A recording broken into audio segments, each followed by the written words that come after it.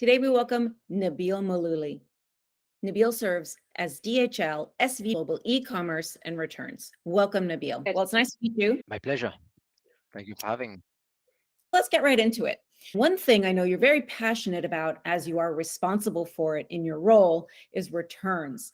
Now, that was the talk for 2 years because with the rise in e-commerce, businesses were completely taken off guard with the return avalanche. And so I think we're in a better place from a footing standpoint, logistically, and even I think I saw a report either created by DHL or otherwise where it's identify the serial returners. There are changes going on in the industry with free returns. I'd love to hear your thoughts on that. Yeah, absolutely. What we are saying now is, as you start to see penetration of e-commerce growing, that problems become a bigger problem. And when we talk about a bigger problem, we're talking about a bigger financial problem, not only an operational execution problem. Last year alone, it was reported that in the US alone, we had approximately 860 billion of gross merchandise value being returned. So we're going to probably get to the trillion this year. And where it becomes really a problem is e-commerce traditionally has the highest level of returns in percentages, right? We have warehouses where you have 30, 35% in fast fashion, as an example.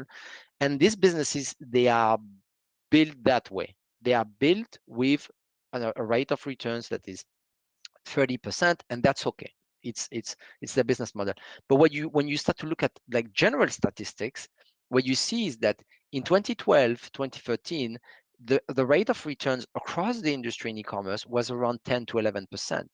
And last year we were close to the 20%. And that's combined all industries. And so you start to have like a much bigger share, and you start to have a much bigger rate across all categories. And you can say, well, what is it?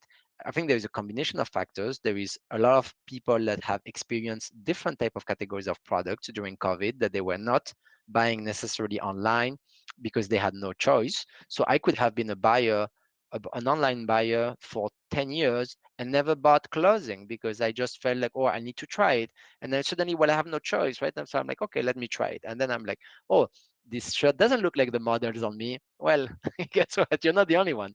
So that goes back and that start to create like a triggering effect. I think the other element that is very important is, and we see this across the maturity level of companies. The priority for companies was, I need to increase my GMV. I need to sell more, no matter what. That's priority for most of the e-commerce businesses. That's what they talk about, is GMV, GMV, GMV. And what happened is many companies, they actually don't discount GMV of return products. They will just write them off. And so you also have a factor that is like, well, if financially there is still a benefit for me to show that I actually sold more items, and then I find a way to either destroy them, liquidate them, whatsoever, then there's also a challenge as to, well, how do you fix this? And do you really have an incentive to fix the problem? And I think that's also something that is driving some of the policies. That's something that is driving, making it very easy for consumers to return items, extending policies, and so on. So there was like some articles around, I think there was Zara and Boohoo that made an announcement around their policies. And then you have all the media jumping on this, and they say, well, hey, guess what? This is changing. It's going to be all over the place. Well, wait a second. Yes, that's true. But then look, there are other companies that are actually extending policies of returns. And if you bought something, for example, on Amazon, you will have noticed that if you are trying to return something since probably like 4 weeks or 5 weeks, they give you until end of January to return that item. Why? Because they obviously don't want to clog the warehouses. But that's something that is also new, and they will give you extended returns period because they don't want to get this item back, and they still have the money in the bank, which makes sense, right? Like, well, I'll keep it, especially if it's an item that I don't really need right now to resell, and because I'm not going to recover most of the value of it. So I think you have these different factors that are playing into how companies are deciding how do they manage this. I think my ultimate comment on this is the challenge, the biggest challenge around returns is, if you don't fix that, it can actually, over time, it can be really breaking down the business model from a sustainability standpoint, from a financial standpoint, because today there is a lot of mechanisms that allow you to destroy product. There are a lot of mechanisms that allow you to write off the inventory and so on. But you start to see governments, for example, in Europe and so on, that are starting to put in place regulation to not destroy manufactured products, as an example, that don't have to be destroyed. And so there is regulation on one side, and on the other side, you start to see consumers that are coming after the brands and are starting to say, well, I want you to be more sustainable, or they're gonna favor a company that is more sustainable than another one. And so it makes no sense for you to do, a whole marketing journey around how great your electric vehicle fleet is if on the back of this you're destroying 20% of the inventory that's coming back. As soon as someone discovers that, then you have a similar like PR crisis that you've had like around many of the sustainability topics once they raise to the top. And there was just a video just made like recently by the Wall Street Journal talking about this. I think this is becoming mainstream, and I think you're going to start to have a lot more eyes on this from a sustainability standpoint, but also from a margin maximization standpoint, because there's obviously a lot of money there also for companies to recover, especially as consumers are getting more comfortable with the idea of buying, secondhand items across many categories, right? I mean, there are multiple business models out there that are all based on this e-commerce strategy, which is nothing more, nothing less than reconditioned items, second-hand items that have been cleaned, verified, and that don't sell for full value, but they sell for much better value than if they were liquidated also. I would agree with you. If one of it, going back to how we got here, which is so interesting to hear what you have to say about it, and that GMV has been the lead, let's call it a tent pole, or the reason kind of why we are here today. Something happened along the way. Some company, and I don't really actually know which one, they kept customer acquisition and retention was right behind GMV. So the better, more gracious the offer was, the more likely that person was to come back. And then so it was like, well, okay, well, you can return it. You can take 4 weeks. Well, okay, he's doing 4 weeks. Let's do 6 weeks. Okay, you can take 6 weeks. They're doing 6 weeks. Let's do 8 weeks. Let's do it forever. Oh, they're not charging. Oh, they're not charging for shipping. They're not charging for returns. I mean, it's like a race to the bottom, as they say. Why is there never a race to the top where we reverse this tide? And who could potentially be the one? Now you're right, Boohoo and Zara and the dreaded fast fashion, they're putting their foot down. I don't see the rest following. I actually don't see that at all. I'd love to know your thoughts.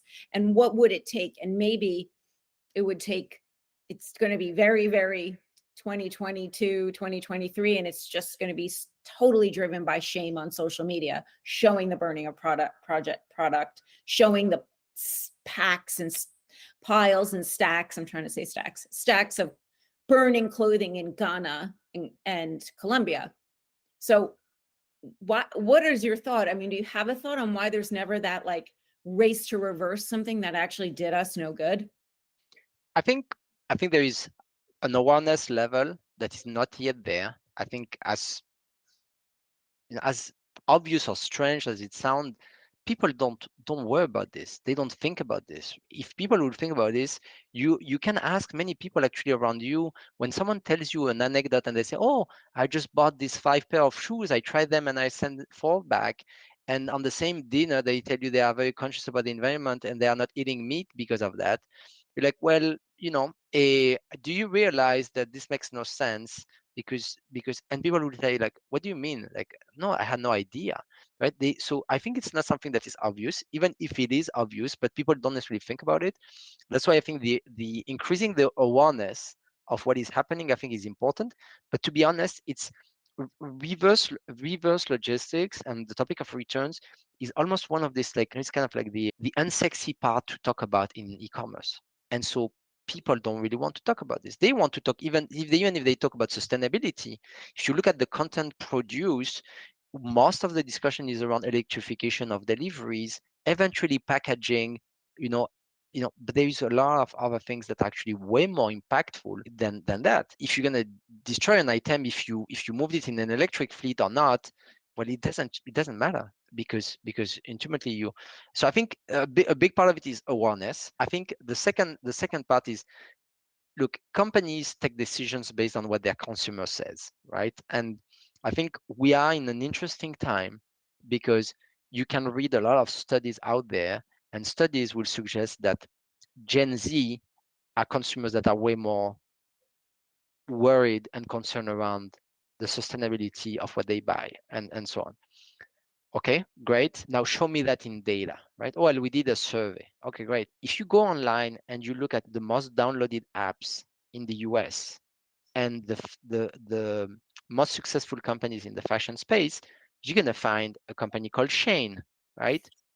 And so you're like, well, Shane consumer base is primarily that same consumer that you just said really cares about the environment. And as many people thought we were going away from hyper fast fashion, well, guess what? Now we have the ultimate a fast fashion model where inventory change absolutely every week. It's super cheap. It has like so many dimensions. I'm not criticizing the company or the business model, but I'm just explaining that it's the fundamental of what we see being told in survey do not necessarily match what actually people are doing in some of these dimensions. And I think that's also something where, as we raise awareness, companies, when they truly see their consumers looking for that, and really pushing the brands to do that and so on, I think we're going to see more changes. I think there are many things that can be done before changing the policies. I think you were talking about the serial returners and so on. I think before you start, because that's also a big mistake in my mind, looking at it as everybody should do the same and should have the same condition is maybe not the right answer. Actually, that serial returner was one of the idea that I raised as part of some business plans that we've done with customers. Was why would you change the entire policy? If you have one consumer that indeed is returning something once per year and is spending $2,000 per year, do you want to take the risk of upselling that consumer when he's really like it's truly genuine? When you have maybe someone that's spending like 1,000 and is returning 950 just in order to have like free shipping at every shipment, because that will solve the problem in its largest extent, not changing the policy. That will solve the problem if you can identify who or what behavior is creating the largest problem. That's really where you should start, right? Like start with the 80% of the problem. And I think that's where data, that's where analytics, that's where personalization of the offering could be different. I mean, you log into your account. Well, guess what? You're serial returners. Well, the policy doesn't apply the same way for you. You get an alert. I mean, I think these are more realistic ideas, because there are so many companies. You sit down with the people of digital consumer, or digital e-commerce, or digital teams, whatever their name is, the people that are in charge of growing the GMV, the first thing they're going to tell you is, number one reason of a cart drop is shipping and logistic costs that are higher than expectations. Second one is return policies that are not in line with what consumer expects. And so right away, they're going to tell you, oh, do you want 60% of my orders to drop because we changed the policy?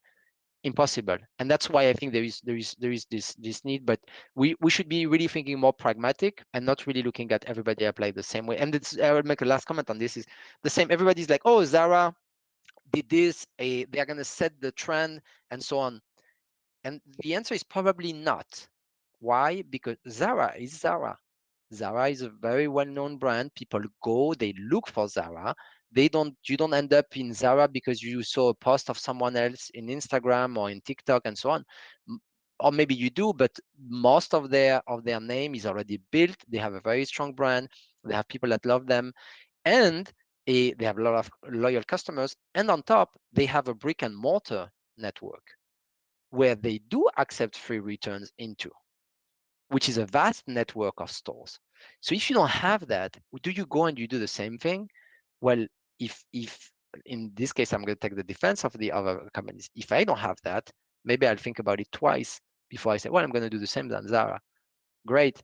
But you don't have a store network that people can return stuff without being charged. And so you don't have that alternative. So I think it's very difficult to compare all of them in the same way, but there are definitely a need for action here that needs to happen for all the major brands, because they're going to set the tone and then the others will follow. In the work that you do, if it's part of the scope, are you and your team proposing solutions? Because it's very nuanced, as you've said. It's very client specific. You are so right. Zara is actually backdooring everyone into their store to buy more, because there's always you could always get something at Zara, right? When you go in to return stuff, they're actually sort of negating the return by getting people to maybe do an exchange, maybe for the full amount, oftentimes for more. So Zara, the hero, is looking to save the environment, but the truth is they're just driving foot traffic to their stores. Do you have this type of lens and service and options and creative solutions that you, if you're hired to do so, is it part of your scope, your team's scope? Yeah, absolutely. So we definitely work with clients to give them, recommendation. I'm going to give you another example. We work with furniture and decoration client. They came to us and they said, well, we have this problem with returns. You can imagine when you have to ship back a carpet or it's a massive cost. We're not talking about like $5 to $10. We're talking about like maybe 80 to 100 plus, depending on the size of the items. And so one of the things we sat down with them, and because of course we do a lot of study also, and we have a lot of insights as to how leading organizations are doing this, and we also brainstorm and do innovation sessions and so on. But we told them, well, what about if you would offer a discount right off the bat on the return portal? So I get a desk. Well, actually, I don't like the desk. I'm going to return the desk, and the policy allows it. Well, what about if when I go and I say return the desk, I get an offer?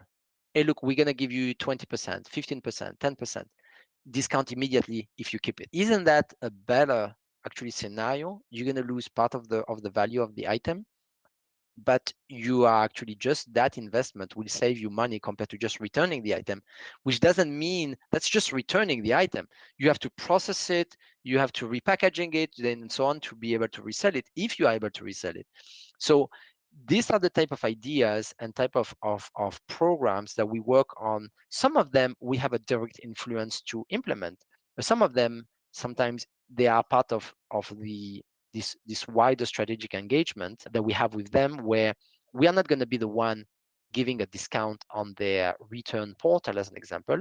That's something on their side, but that's definitely something that they really like.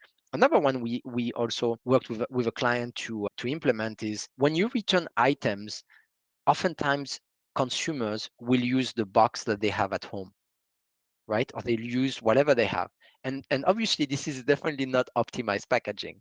So usually you don't go for like the smaller box, you go just for the first one you find, right? And that's very, very, very common, I would say. So we recommended them to send, packaging which has dual tape, as an example. So if you send it, actually the packaging is already made with the label and so on, so that you can simply close it back and there's already a tape, there's everything into it to be able to ship it in that packaging, which is an optimized packaging, by the way, for that product. So that, that makes, the experience better, makes it easier, but also it influences you to ship it back because you don't need tape, you don't need anything. It has already, and it's a small detail. You'll be like, well, everybody has tape these days, at home and so on.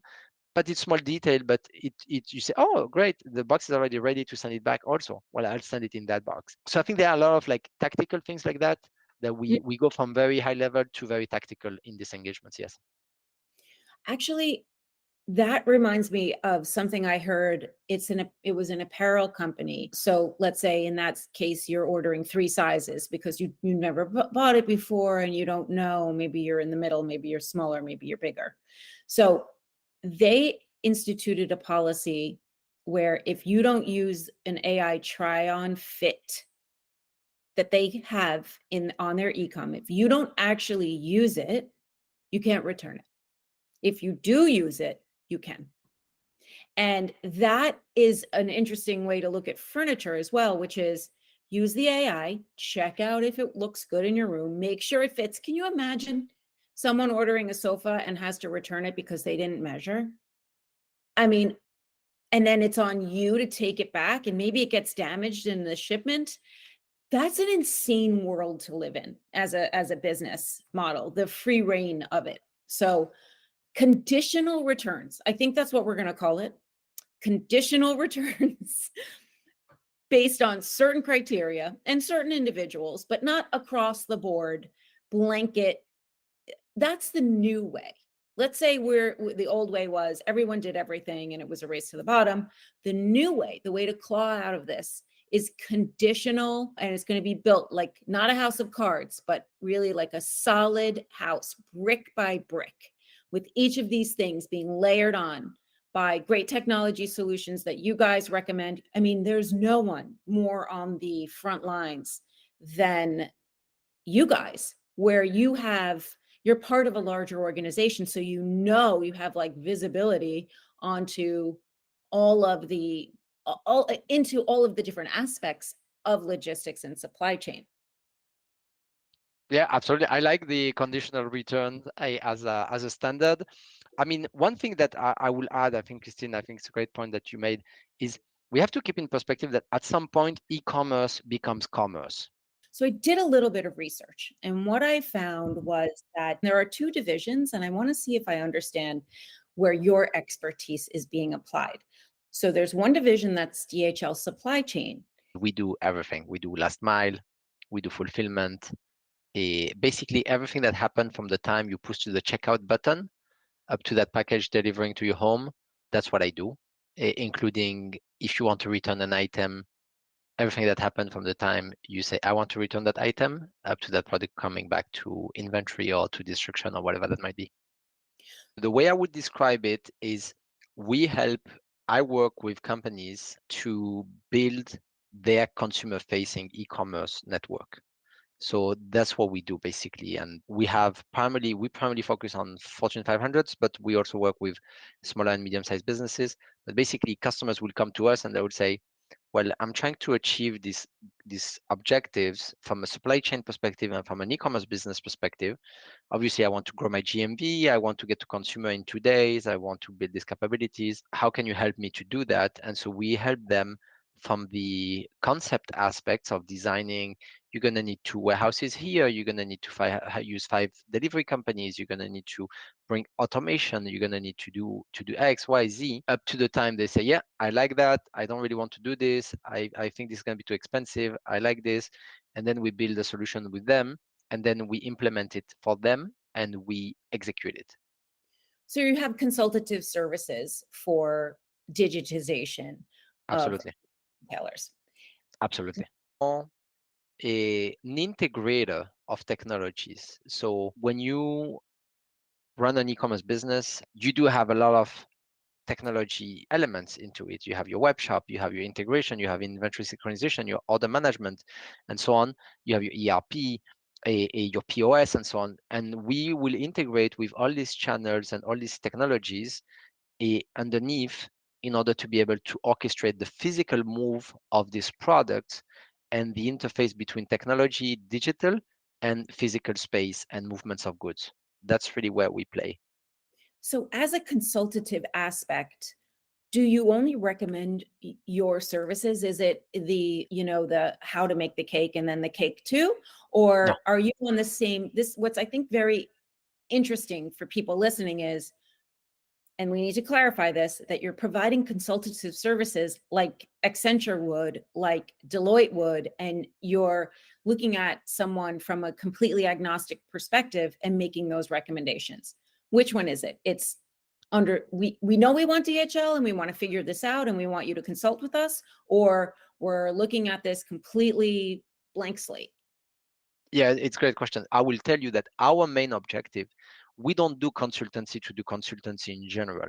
The only scenario where we will do it is if a customer asks us to do that. But we are not on the market of consultancy.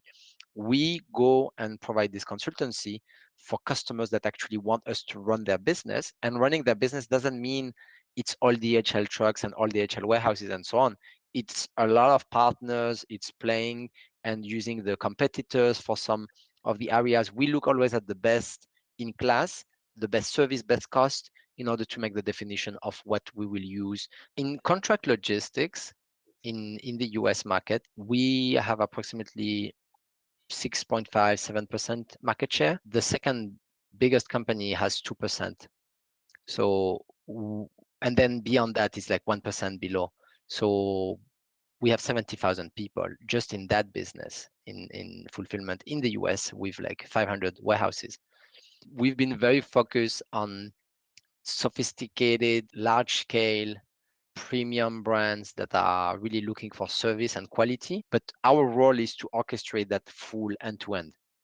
Let's focus on a company that would want to have you guys as the way you're describing it, and correct me if I'm wrong, as a third party outsourced full service e-commerce provider or omni-channel provider.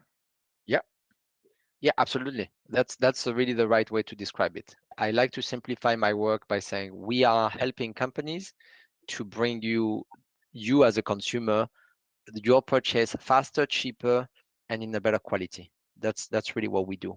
And so we are in a third party space, and it doesn't mean that we have to execute all of it. It could be with partners where it makes sense. It's with part of the technology is ours, part of it is outsourced to technology best in class software providers. So we in both actually in the digital space we have partners, and in the physical space as well we have partners. Can the other companies like UPS and FedEx do similar services? Yes, but they are nowhere close the level of automation we have and nowhere close the level of scale we have when it comes to global coverage and also the scale of the e-commerce business overall. They are very strong on domestic parcel services, but beyond that, in specifically US, beyond that, we are far bigger in all the other dimensions. So let's talk about the flattening of e-commerce business. What are you seeing? Yes, so what we are saying is we are seeing right now a excess of inventory higher. So last year we had a situation where people were worried about having enough inventory to maintain their sales.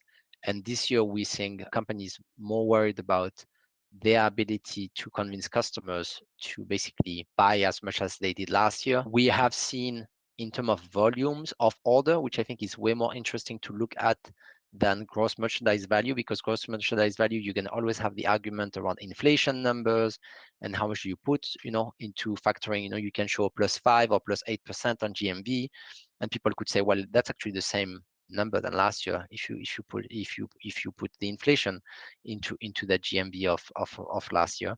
So we look at it in terms of order volume, and across the board we've seen increases. Of course, we are not looking at the same type of increases, a 20+% that we've seen the 2 years before, years on years, but we are still seeing like increases that go between single digit and low double digit for some companies.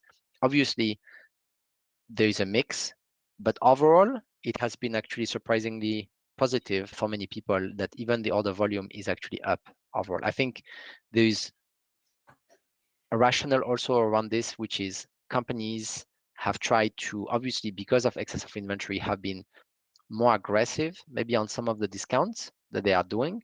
And consumers, because of the economic situation, even if unemployment remains super low, they have been more aware and more careful on their spend. And many consumers, I think, have waited for things that they wanted to buy for this promotional period. But so far, we will close the year in a good position with positive growth, and which means our clients are also positive trending.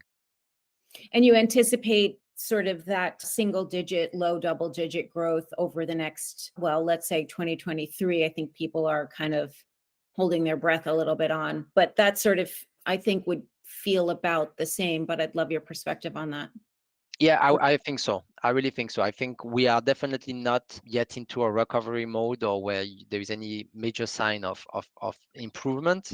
So I think next year is going to be really the year of transition. I think this year, you could even argue that the performance is actually really good because we have to keep in perspective that the last 2 years, in the US, we've been printing an unbelievable amount of money and people were very limited into what they can do. So the notion that even people are still buying more this year than the last 2 years is quite a good result, at least in my assessment, because you could have expected that people being able to travel and do other activities that they've not been able to do for the last 2 years, they will actually see. I'm talking like aside of the macroeconomical environment, talking just generally speaking from a behavior standpoint, you could have expected people actually to reduce significantly their spend in physical goods and so on, and travel and go more out, which I think they are doing anyway. Eh, but actually the numbers are still positive.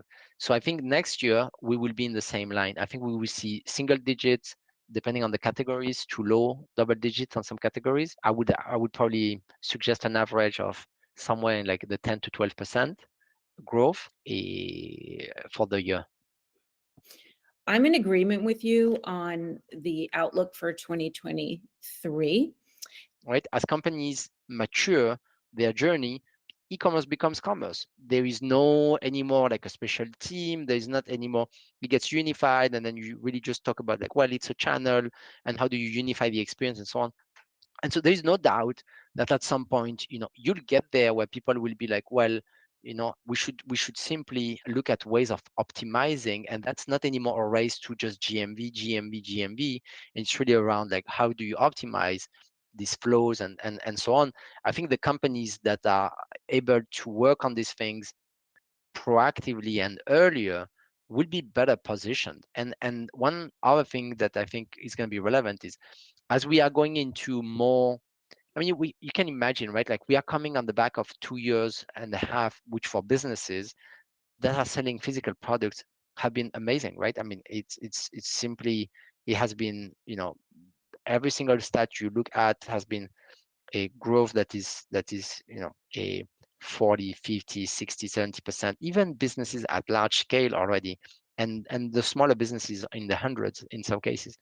But we are going to come into a year of transition. This year is already a certain level of transition. Next year is going to be a year of transition with smaller pace. And because you've built capacity, it's the perfect timing actually now to really look at, well, I have built capacity to serve this accelerated growth. Now I have it. Now, what do I do next year? Well, I should be looking at, how do I improve all this capacity that I built, where the last 2 years I was just trying to deliver orders and respond to the market needs.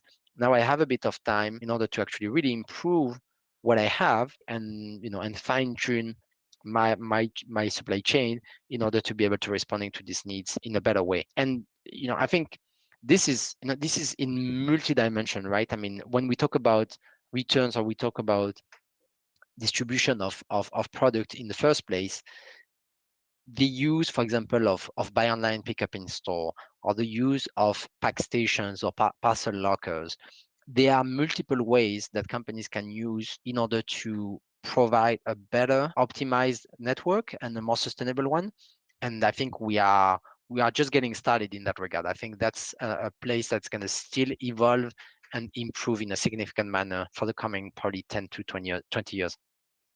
I really like that. I really like your perspective that we're just getting started because, well, let's hope that, like you said, that next year retail gets a break, because it's been, 1 year after another. And in some cases, I think we thought there was a lot to be said about 2022 coming out of COVID. It was going to be the roaring 20s, and the bottom literally fell out.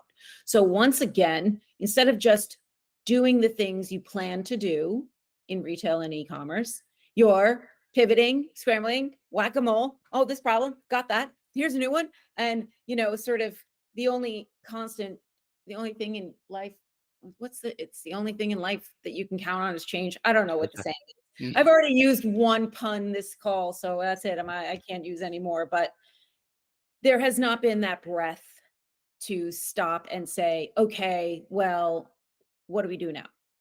And that's what you're sort of prescribing and sort of hoping for in that sense. And that leads to a lot more strategic analysis rather than reactivity, and planning out rather than sort of having to constantly keep up.